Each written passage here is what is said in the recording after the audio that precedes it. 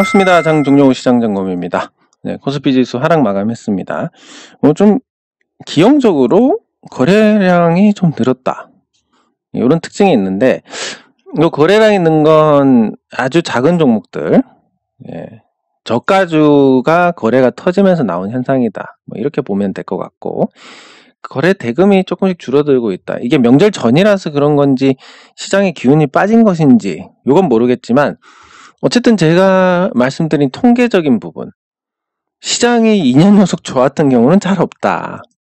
그래서 보시면 1년이 예전에 대세 상승장 같은 경우도 1년 좋아도 1년 쉬고 그 다음 년도에 좋고 2009년에 좋았는데 2010년 초까지 이렇게 구간을 따져보면 1년입니다.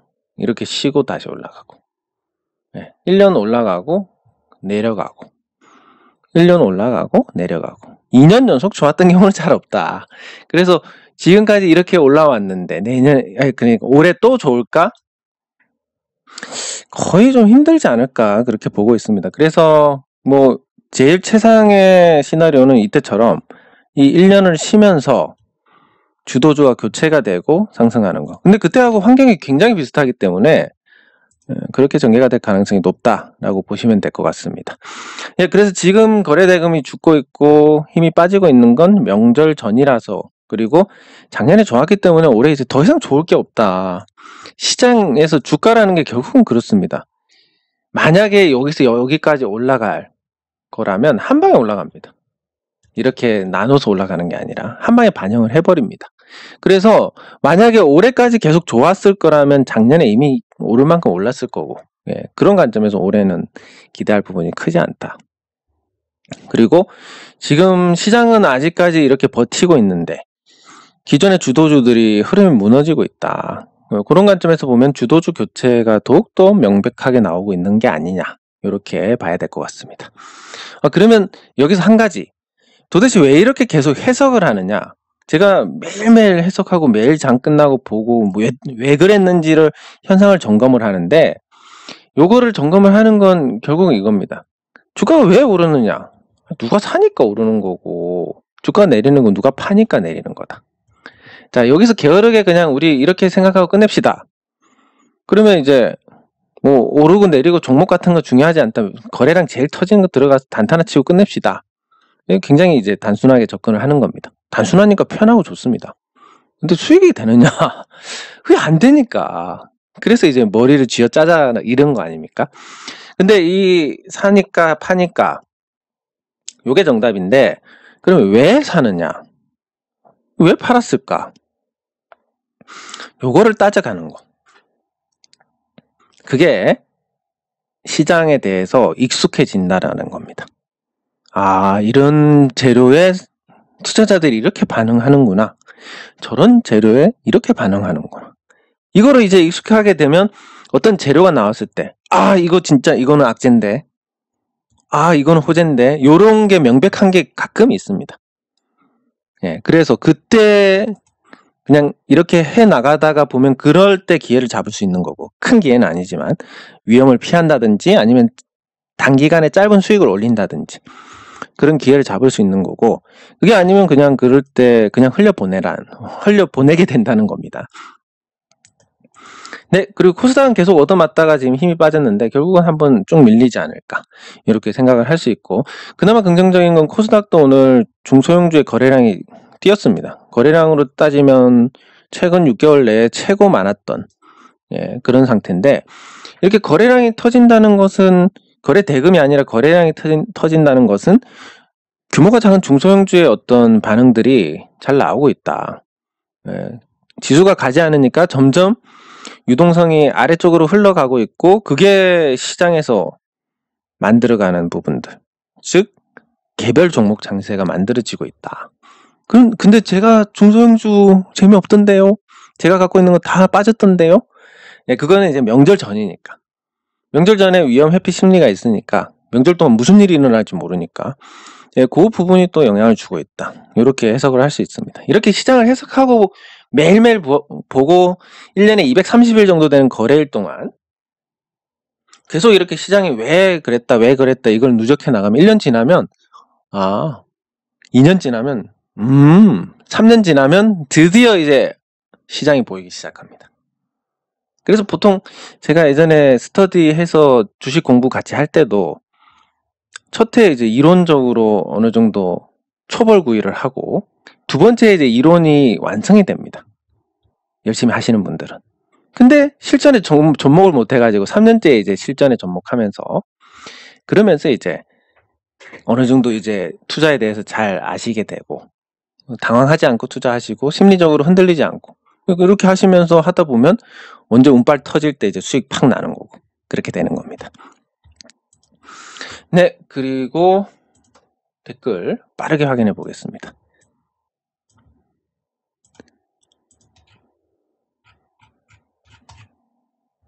예, 감사합니다. 어제 좀 늦게 올려가지고 요거 이제 표현이 조금 이상하신데 횡령이 아니라 돈이 분명히 샜다라는 겁니다. 예, 그러니까 이런 거 300억이 들어가서 300억치가 남아야 되는데 그렇지 못했다. 돈이 어디론가 샜다. 이걸 누군가가 통으로 먹었다. 그 뭐 누군가가 통으로 먹었다면 문제가 없었겠습니까?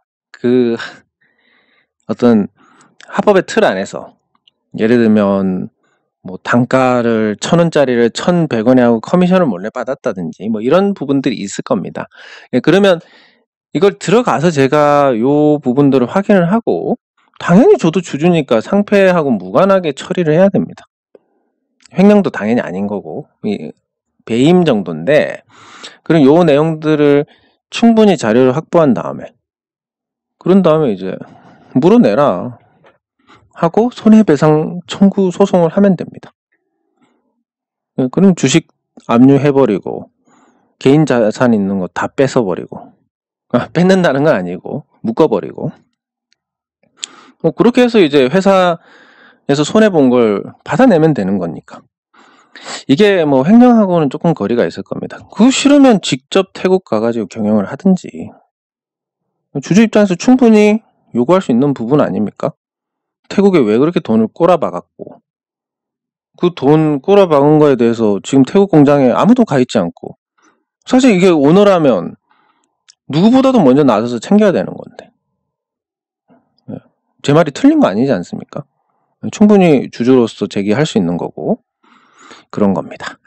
예, 그리고 이거 뭐 횡령하고는 관계가 좀 없습니다. 누군가 돈을 확 해먹어가지고 그런 거 아니지 않습니까? 그냥 뭐 투자 과정에서 뭐가 좀 샜다. 바가지에 구멍이 뚫렸다. 이런 거고 보통 그런 건 배임의 영역에 속합니다. 네. 예. 이 참 댓글 좋은 댓글은 예, 정말 이게 건강에 좋은 것 같습니다. 예. 한신기계. 예. 이거 끝나고 한번 살펴보겠습니다. 예, 감사합니다. 네, 감사합니다. 예, 감사합니다. 예.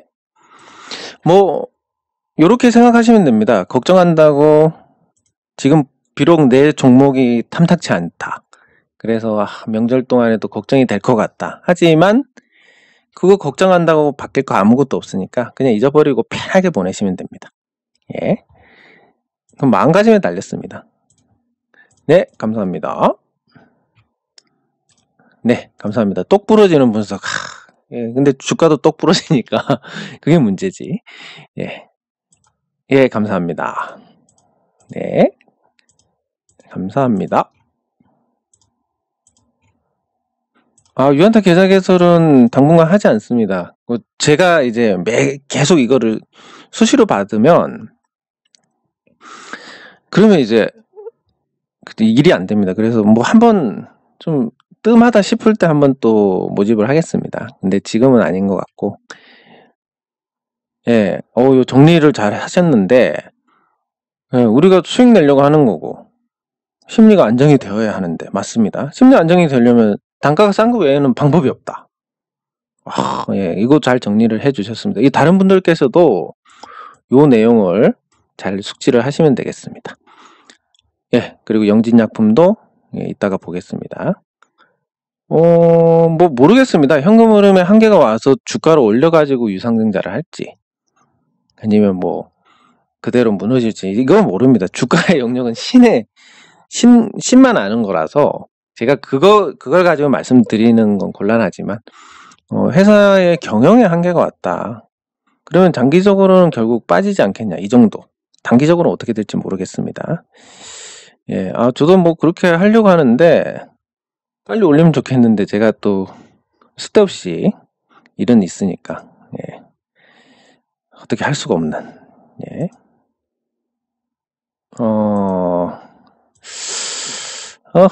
참. 여기 인기 있는 걸 어떻게 알아가지고 또 와가지고. 아니, 뭐 그런 게 통할 것 같나, 진짜. 아유, 여기 계신 분들이 뭐 산전수전 다 겪고 주식 투자에 잔뼈가 굵은 분들인데, 뭐 종목 준대 이런 거 콧방귀나 낄 것 같습니까? 좀 그런 거 하지 말면 좋겠는데. 네, 아무튼, 뭐, 저도 가급적이면 빨리 올려드리려고 하는데, 그게 뭐, 제 개인적인 또 업무도 있다 보니까, 조금 안 되는 부분도 있습니다. 네, 그러면 이제 개별 종목으로 가서, 영진약품, 아까 한신기계, 두 개였나? 한신기계,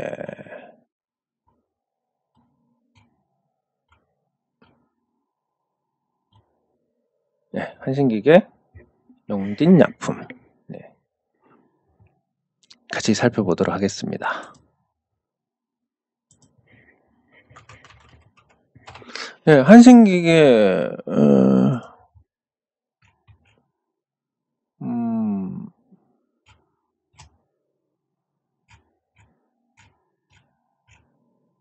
뭐 회사도 괜찮고 실적도 나고 뭐 내용 자체는 괜찮습니다. 그리고 회사가 움직이지 않는다는 게 주가가 안 움직인다 이런 말씀 같은데, 이 주주 운동이란 게 주가를 올리려고 하는 게 아닙니다. 물론 뭐 주주 운동하면서 돈을 번다 이것도 당연히 목적에 들어가지만 그게 목적인 건 아니고, 또 보니까 시간에서 많이 올라 있습니다. 시간의 주가가. 그래서 내일 많이 뜰 것 같은데, 주가 오르면 사실 주주운동 해주십시오 이런 게 뭐 의미가 없으니까. 네, 근데 뭐 회사도 괜찮고, 그리고 주가만 오르면 문제 없는 것 같은데, 최대주주 지분율도 뭐 딱히 많은 것도 아니고, 그래서 그냥 잘 지켜보시면 될 것 같습니다. 흐름 자체도 지금 바닥권이니까, 바닥에서 이제 막 돌아서려고 하니까 시간에 주가가 상승해서 출발하면 단기 고점을 돌파를 하는 건데, 여기 또 매집형 거래량으로 볼만한 게 있고 나쁘지 않다. 뭐 제가 굳이 나서서 할 만큼 뭔가 문제가 있는 것도 아닌 것 같고, 주가 좀 올라가게 주주운동 해주십시오. 이건 주주운동의 어떤 의미를 퇴색시키는 겁니다. 물론 그런 목적도 당연히 들어가야겠지만, 주가만을 위해서 한다는 것은 그건 뭐 작전 세력한테 주가 좀 올려주세요 하는 거하고 똑같은 거라서, 우리가 이제 한다는 건 그게 아니라 어떤 좋은 회사인데 앞으로 나빠질 게 뻔히 보이고 이걸 예방을 할 수 있을 것 같다. 그리고 최대 주주가 너무 개인 회사처럼 한다. 50% 이상 되면 뭐 할 수 없는 거지만, 지분도 20, 30 갖고 있는데 뭐 자기 개인 회사처럼 자기 가족들 입사시켜가지고 월급 빼나가고 이런 게 과연 회사의 존속에 문제가 되는 거 아니냐. 그리고 다수의 주주들하고 최대 주주하고 어떤 차등 대우를 받는 거. 물론 뭐 경영을 하는 과정에서 그런 더 챙겨가는 건 맞는 거지만, 그게 너무 심하다라고 하는 부분들은 주주로서 충분히 문제 제기를 할 수 있다. 뭐 이런 관점에서 접근을 하는 거지. 주가가 안 오르니까 요거랑은 조금, 그게 이제 순서로 따지면 한 3번째 정도 됩니다. 주가가 안 오른다. 그래서 주가 때문에 움직이진 않습니다. 뭐 제가 뭐 그거 움직인다 안 움직인다 또 뭐 대단한 그런 건 아니지만, 그런 거 아닙니다. 그렇지만 어쨌든 주주 운동에도 명분이 있어야 된다. 그것 좋은 명분. 네. 그리고 영진약품. 제가 제약바이오에 대해서는 뭐 딱히 좋게 보지는 않습니다. 왜냐면 다 거품이니까. 근데 뭐 각 시장마다 특성이 있는데, 뭐 미국 시장은 IT주가 굉장히 좋게 평가를 받고, 중국에서는 금융주가 좋게 평가를 받고, 한국 시장에서는 바이오가 좋게 평가를 받는다. 예, 그런 관점에서 보더라도 너무 비싸다. 예. 지금 영진약품의 가치가 한 1200억 정도 됩니다. 실적 겨우 적자 면하는 수준입니다. 근데 시가총액이 지금 1조 2천억입니다. 도대체 뭘 해서 이거 10배를 벌겠느냐. 사실 저는 이거 보이지 않는 겁니다. 근데 뭐 신약 개발한다, 영진약품은 KTNG가 최대 주주니까 천연 물질을 통한 어떤 신약 개발에 강점이 있다. 뭐 그래서 나온 게 있습니까? 그런 얘기가 나온 게 10년 전인데 아직까지 신약이 없지 않습니까? 그런데도 지금 시가총액을 유지하고 있다. 와, 진짜 제가 만약에 외국 제약바이오 회사를 경영을 하고 있는 사람이라면 저는 미국 나스닥 상장 안 시키고 한국으로 상장시킵니다. 이렇게 좋은 평가를 받고 있는 시장이 있다니. 그래서 저는 뭐 다른 제약바이오 종목에 비하면 뭐 재무 구조가 그렇게 나쁘지 않고 이익도 조금이라도 내고 있으니까 다른 제약바이오 적자 투성이보다는 낫겠지만 투자 가치는 없다라고 봐야 될 것 같습니다. 뭐 이렇게 하다가 또 제약바이오 한번 바람이 불어서 훅 뛴다 뭐 이런 거를 제가 알 수 있는 방법도 없으니까. 예, 그런 관점에서 생각을 하시면 될 것 같고. 예, 뭐 특별한 건 없습니다. 요거 제가 생각했던 것 한번 반등 한번 오면 정리하려고 하고. 예, LHM 벅스 그냥 보는 겁니다. 예, 수렴하고 있고 뭐 한번 아래 위로 확인하는 것도 나쁘지 않고 이렇게 해서 수렴 완성하면 이제 방향을 정할 것인데 요 방향이 밑으로 가봤자 요 매물대 지지가 있으니까 한계가 있고 위로 가면 좀 열리게 될 것 같고 네, 그래서 위로 가는 쪽으로 기대를 할 수 있습니다. 말씀드렸지만 소리바다가 퇴출되고 나면 그 다음은 얘입니다. 이대로 가면 회사 망합니다. 예, 근데 뭐 이걸 지분율이 높다 보니까 주주 운동 가지고 뭘 할 수 있는 영역도 아니고 다만 합리적으로 판단을 할 수는 있지 않을까.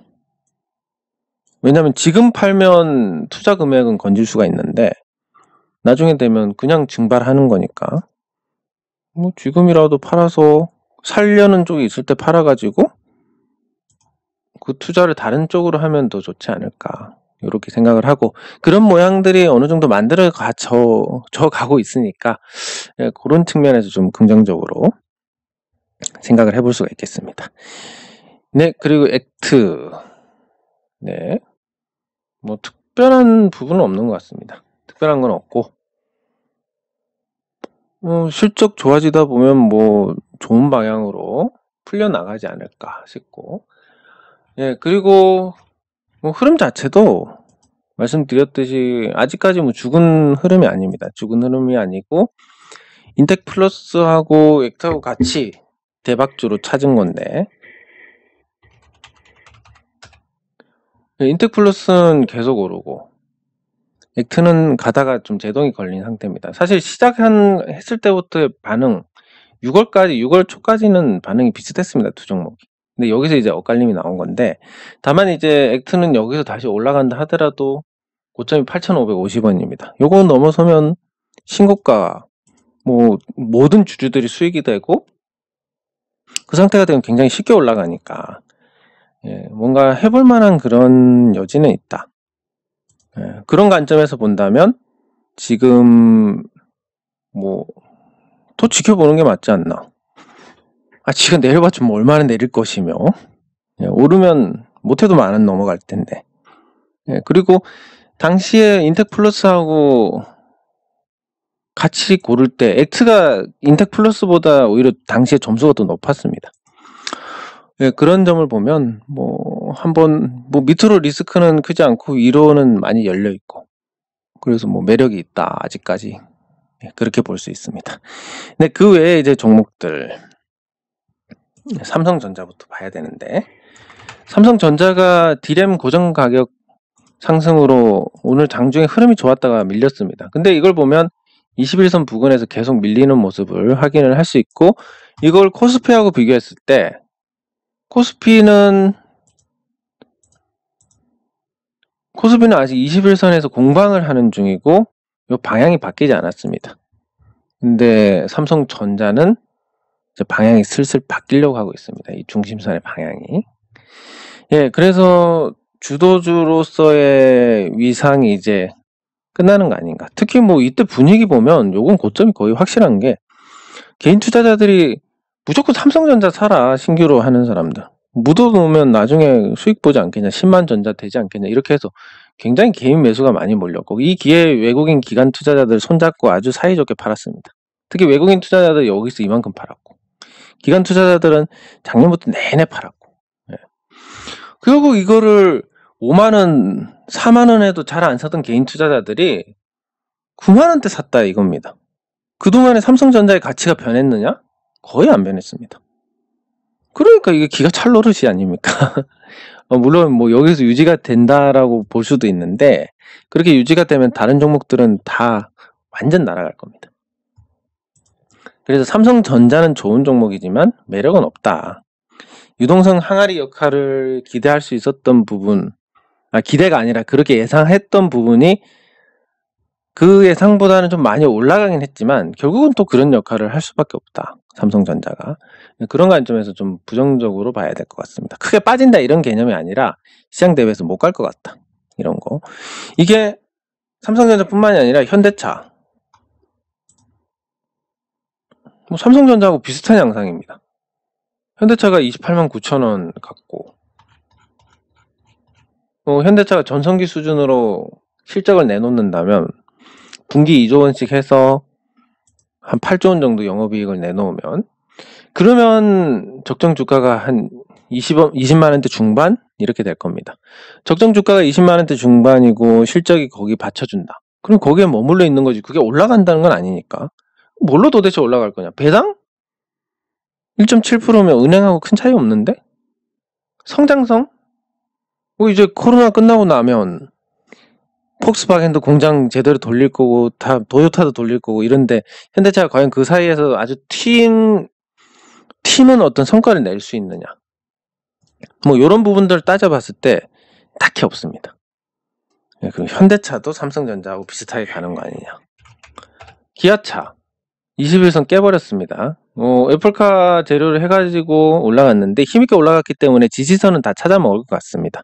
지지선을 다 찾아먹는다 하더라도 그게 상승을 의미하지는 않습니다. 여기서 21선에서 반등, 장중에도 반등 줬고, 나중에 중심선에서도 한번 반등 줄 거고, 이렇게 해서 뭐 올라갔다 내려갔다 하지만 결국은 제자리로 돌아가게 될 거고, 이렇게 되면 이제 요 쌓인 매물을 회복하면서 올라가야 된다. 이전에 올라가던 이거하고 지금 올라가던 거하고는 차원이 다른 금액이 필요하다.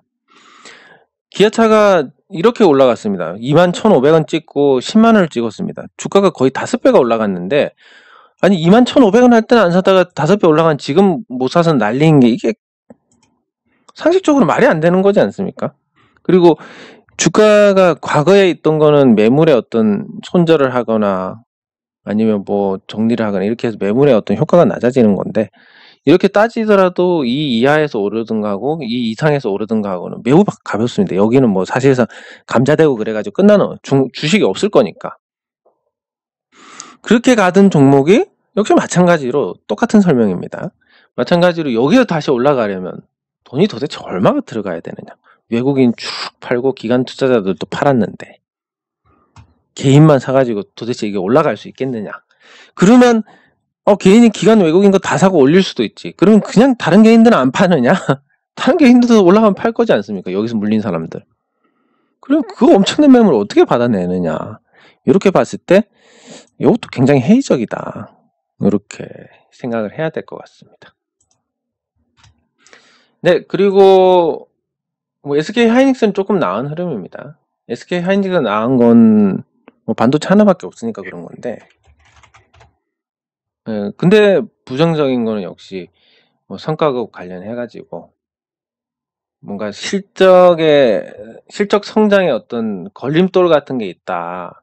이렇게 봐야 되니까 예, 그런 측면에서 어쨌든 그렇습니다. 이게 주주 이익하고 근로자들의 이익하고 잘 균형을 맞추고 조화를 맞춰 나가야 되는데 개인적인 생각은 저는 뭐 대기업들의 어떤 처우가 나쁘지 않다라고 봅니다. 그런 처우가 나쁘지 않은 직장에서 노동 운동을 한다는 것은 조금 좀 문제가 있지 않나 생각을 합니다. 물론 노조 차원에서 대응을 해야 될 게 있습니다. 부당한 대우를 당한다든지 이러면.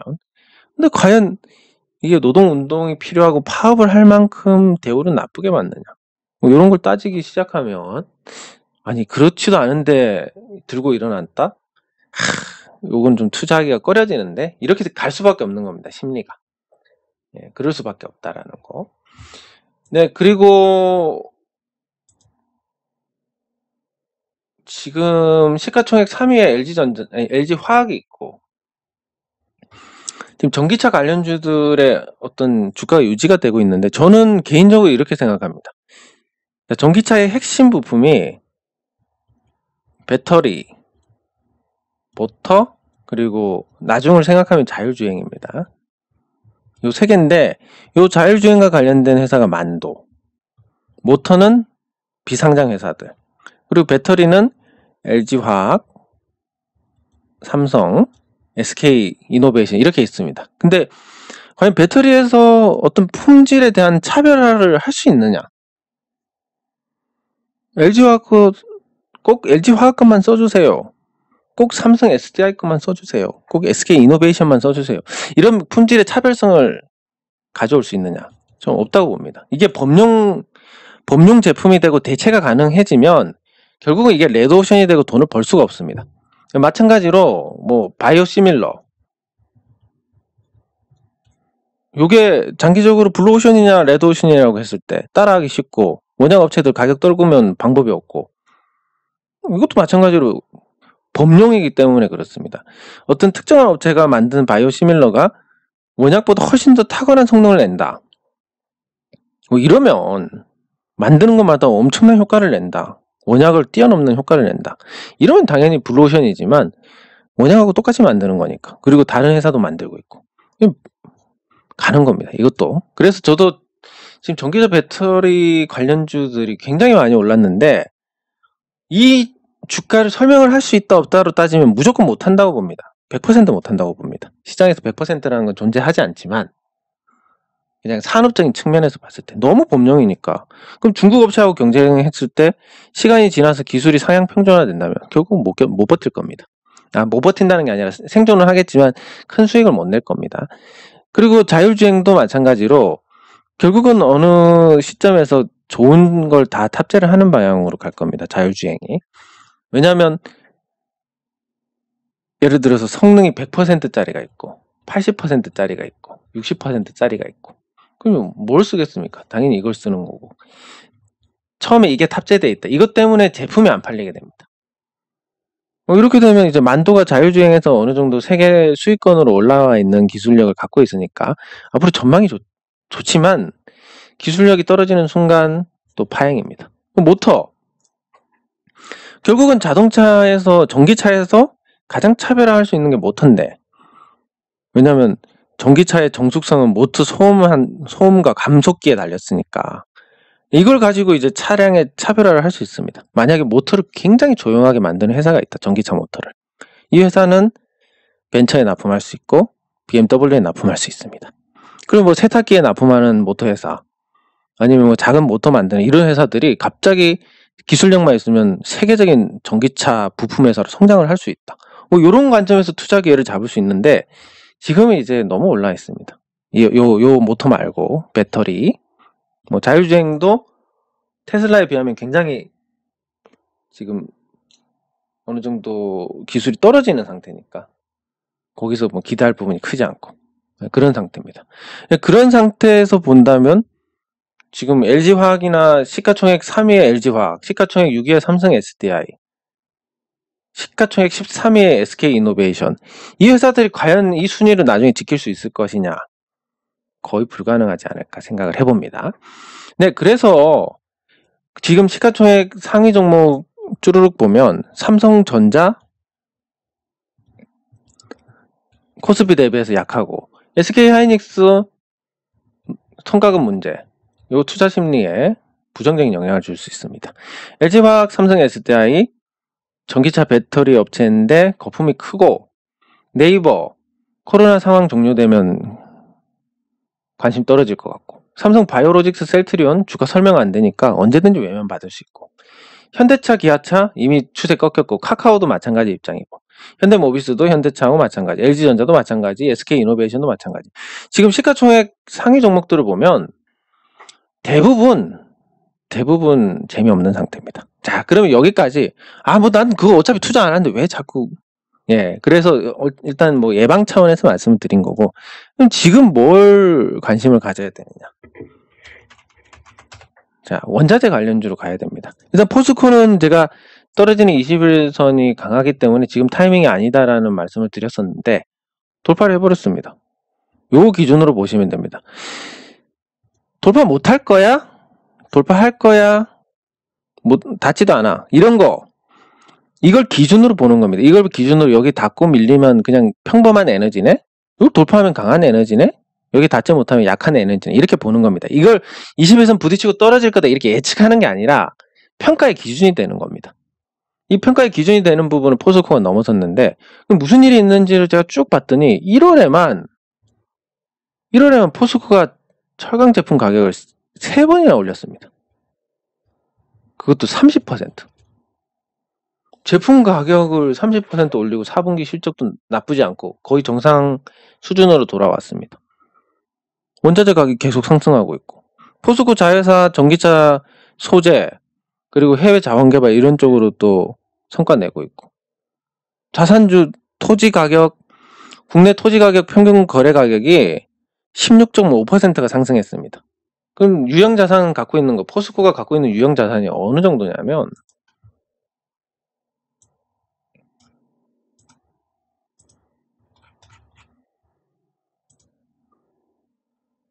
30조 원에 달합니다. 이거 대부분 토지입니다. 그럼 유형자산 30조인데 16.5% 이론적으로 접근을 해보면 16.5%가 올랐다. 그 한 5조 원 늘어난 겁니다. 5조 원 그냥 돈 번 겁니다. 야, 이러면 이거 또 달리는 거 아닌가? 이렇게 생각을 할 수 있는 겁니다. 어쨌든 시장보다 힘이 세고 주봉에서 주요 지지선을 닫고 올라갔습니다. 닫고 반등을 했기 때문에 포스코에 대한 인식이 21선 돌파하기 전에 평가하던 거하고 또 다릅니다. 어쨌든 제품 가격 인상을 했고 거기에 따른 어떤 긍정적인 요인을 볼 수 있다. 그리고 뭐 삼성물산 그 건설회사들이 시공사로 가가지고 재미를 보는 게 거의 대부분 재개발입니다. 분양을 많이 안 해도 되니까 수익이 어느 정도 보장이 되는데 그래서 저기 서울하고 부산 이런 쪽으로 해서 레미안 재개발 수주가 계속 잇따르고 있는 상태. 그러면 실적 잘 만들 수 있을 거고 상속세 문제도 이미 상속세가 확정이 된 상태고 이재용 부회장 실형 관련해서 그 불확실성이란 게 1년만 지나면 없어지는 거니까 그런 관점에서도 나쁘지 않을 것 같고 SK라든지 이런 지주사들도 어쨌든 시장에서 관심을 받을 수 있고 이런 등등으로 조금 눈길을 시가총액 상위 종목에서 좀 다른 쪽으로 돌릴 필요가 있지 않나 싶습니다. 그러면서 이제 시가총액 상위 종목들이 부진하니까 지수는 오르지 않는데 나머지 종목들이 활발하게 유동성의 힘으로 오르면서 그 균형을 맞춰 나가는 게 올해고 내년에 이제 그렇게 해서 올라가서 추세가 이미 상승으로 자리 잡은 종목들이 시세를 내서 시가총액 3위 올라서고 2위 올라서고 이렇게 되면서 만들어가는 지수 상승이 2022년이고 이렇게 될 겁니다. 설마 그게 가능하겠습니까? 라고 하면 LG화학 보시면 LG화학이 이렇게 오르기 전에 지수에서 차지하는 비중이 굉장히 낮았습니다. 근데 이제 주도주로 바뀌고 올라가면서 지금 시가총액 3위가 됐습니다. 시총이 거의 70조입니다. 근데 불과 3개월 전에 20조대였습니다. 3개월이 아니 1년 전에. 그래서 그렇게 되는 과정들을 이제 오른 종목들이 아니라 아직 안 오른 종목들 중에서 그런 게 나올 거니까 관심 있게 찾아보시면 좋은 성과를 낼 수가 있을 겁니다. 네, 장 종료 시장 점검은 여기서 마치도록 하겠습니다. 수고하셨습니다.